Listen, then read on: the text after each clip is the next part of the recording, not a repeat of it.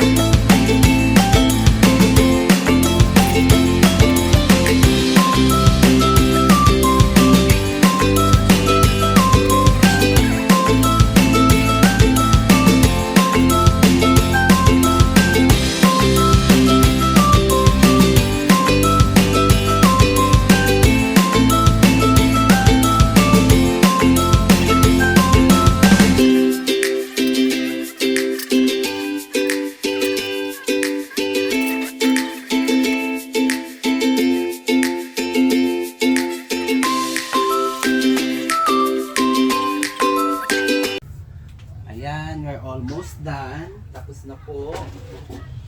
Ayan, perfect. Mas maganda yata itong last na ginawa kung ito nag-brown talaga siya. Ito ang gusto kong texture. Yung parang talaga siyang chicharon. Parang gusto ko isalang ulit yun. Isalang ko ulit yun. So, more or less, nasa 40 minutes.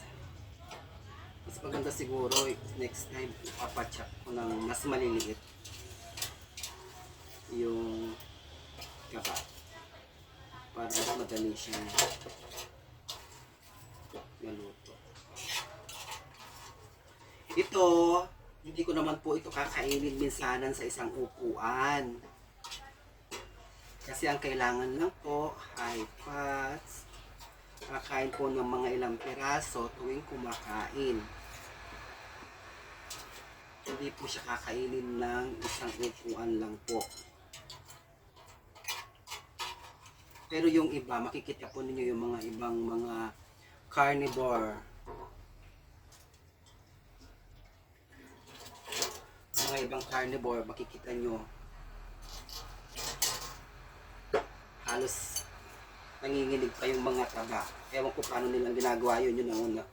Isang basong taba, kinakain nila. Yung talagang gigling-gigling pa sinasabi nila. Ayan, isa lang po ulit ito para medyo mag-brown pa siya. Siguro natin.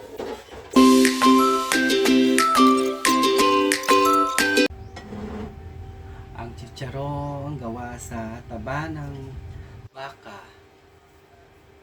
Thank you for watching guys. Bye!